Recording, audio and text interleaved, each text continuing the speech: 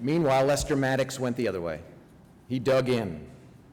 He called for racial purity and racial pride, and he promised Atlanta's white voters that he would oppose desegregation at every turn.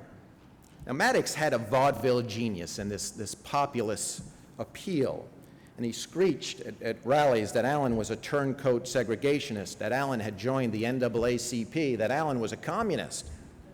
The election came, and Ivan Allen won with 64% of the vote of the 100,000 votes cast. But he would take office knowing that he had lost more than half of the white vote.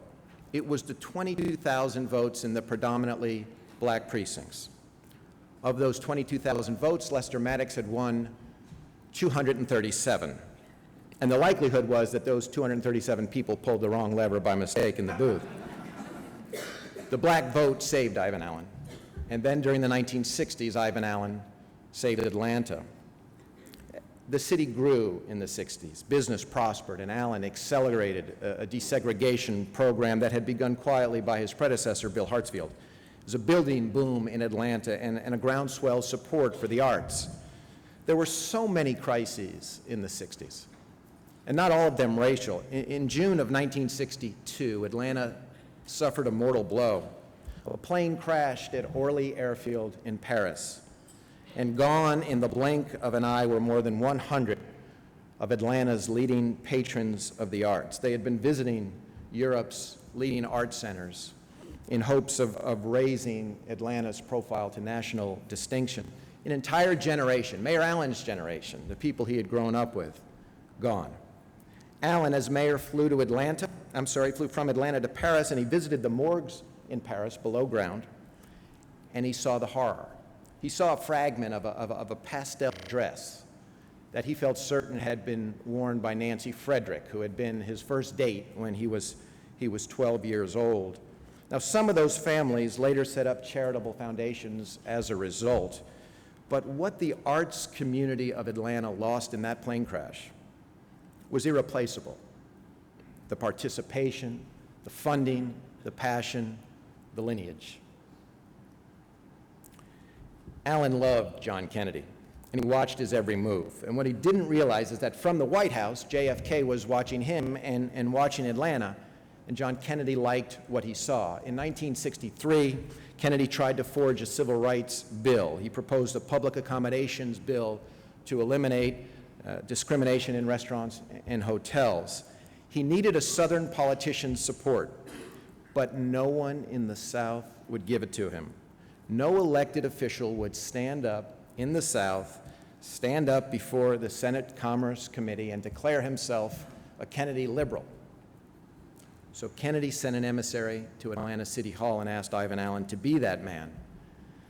And Allen's response was, "It'll be political suicide for me."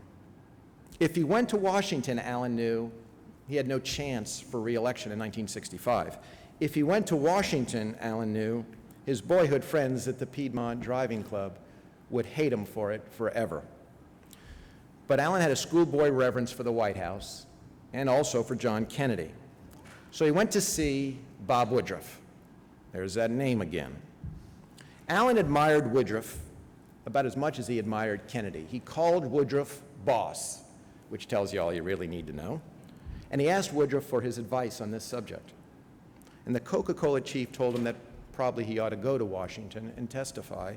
And he did. He testified, and the New York Times reacted. And here I quote, "On rare occasions, the oratorical fog of Capitol Hill is pierced by a voice resonant with courage and dignity." And that voice, the Times editorialized, belonged to Mayor Ivan Allen of Atlanta.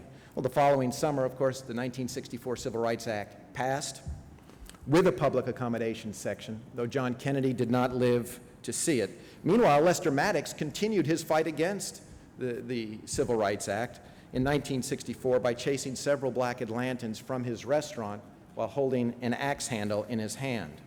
When Dr. King won the 1964 Nobel Peace Prize, the white community here blanched, but not Mayor Ivan Allen.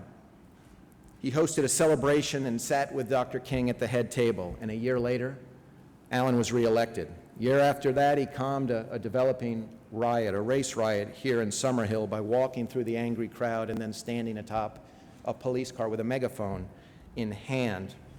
And when the King funeral was held here in 1968, he managed it expertly. And Woodruff, same guy, would bail out Atlanta one more time. Woodruff reminded Mayor Allen that during the King funeral, the entire universe, the eyes of the world, would be upon Atlanta. And Woodruff said he would pay whatever was required to keep this city from burning. Just do it right, the boss said. Now, at that moment, riots are breaking out across America. 25 dead, more than 1,000 arrested. More than 1,000 injured and 6,000 arrested. But during the King funeral, Atlanta remained calm. And the Vice President of the United States, Hubert Humphrey, said, if there's a hero on the domestic scene today, it's Ivan Allen of Atlanta. And Martin Luther King Sr., Daddy King, as he was known here, told Mayor Allen, I will die being your friend. Well, Atlanta had for so long carefully managed and manipulated its reputation as a place of racial moderation that the wonder truly was that image became the reality. It became the reality because on television in the 60s, the harsh images were beamed across the nation. In Birmingham, Police Chief Bull Connor letting loose his attack dogs, and in Selma, Sheriff Jim Clark had his electric cattle prod, which he would jab between the legs of women marching in protest.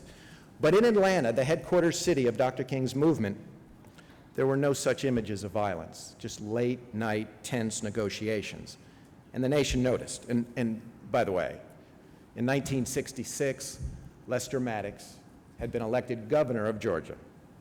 So now you know why people tend to say there are two Georgias. There's Atlanta and the rest of the state. So where would Atlanta have been without Mayor Ivan Allen's leadership during the 1960s? Put it this way, if Maddox had defeated Allen in the 1961 mayor's race, Atlanta would not have hosted the 1996 Summer Olympics. If Lester Maddox, who as governor in 1968, on the morning of the King funeral, went out to the State House flagpole and raised that flag from its respectful place at half-staff back to the top of the pole and then went back into the State House where he was surrounded by 150 Georgia State troopers, if that man, Lester Maddox, with that kind of thinking, had won the 1961 Atlanta mayor's race, the progress of Atlanta, of modern Atlanta, would not have ended, but certainly it would have been delayed.